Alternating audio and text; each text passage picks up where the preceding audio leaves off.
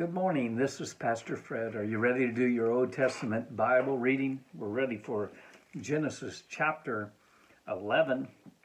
We're done with the flood and replenishing the earth with those sons of Noah. And the world is one language up to now. And we're going to read about the Tower of Babel today. And so grab your Bible and pull up there. I think we have 32 verses. 32 verses. So here we go. And the whole language and the whole earth was of one language and one speech. And it came to pass as they journeyed from the east, they found the plain in the land of Shinar, and they dwelt there. And they said one to another, Go to, let us make brick, and burn them thoroughly. And they had brick for stone, and slime had they for mortar. And they said, Go to, let us build us a city and a tower, whose top may reach into heaven. And let us make us a name, lest we be scattered abroad upon the face of the whole earth. And the Lord came down to see the city and the tower which the children of men builded. And the Lord said, Behold, the people is one, and they all one language, and this will begin to do. They begin to do. And now nothing will be restrained from them, which they have imagined to do. Go to, let us go down, and there confound their language, that they may not understand one another's speech. And the Lord scattered them abroad from thence upon the face of all the earth, and they left off to build a city.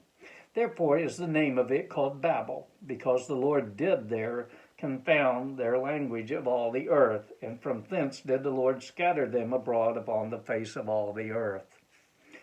These are the generations of Shem. Shem was 100 years old and begot Arphaxad 2 years after the flood.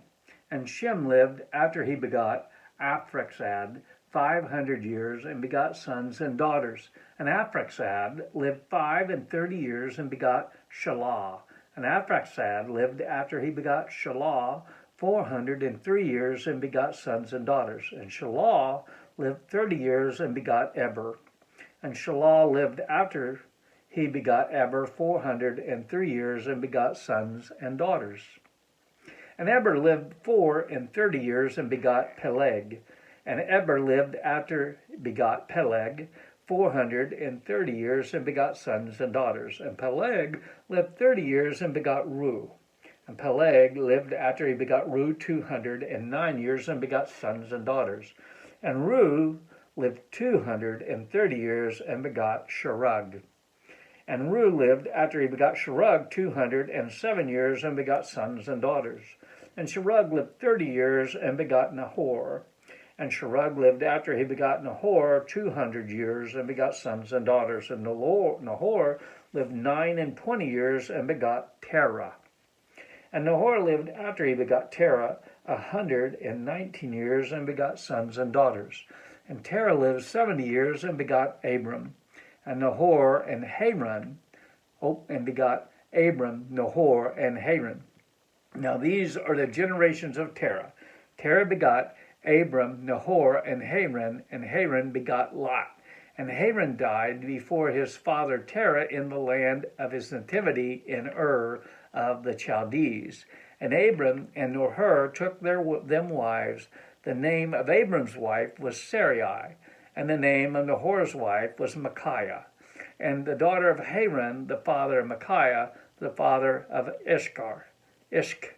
And Sarai was barren, and she had no child. And Terah took Abram his son, and Lot the son of Haran his son's son, and Sarai and his daughter-in-law, and the son Abraham's wife, and they went forth with them from Ur of the Chaldees to go into the land of Canaan. And they came into Haran and dwelt there. And the days of Terah were 205 years, and Terah died in Haran. Well, it's nice reading the Bible, and it gets our day off and going, or closes our day, or in the middle of the day. It doesn't matter, just so you read it. And it's exciting. We're getting through it as we read chapter by chapter. This is Pastor Fred. May God add his blessing to the reading of his word. God bless.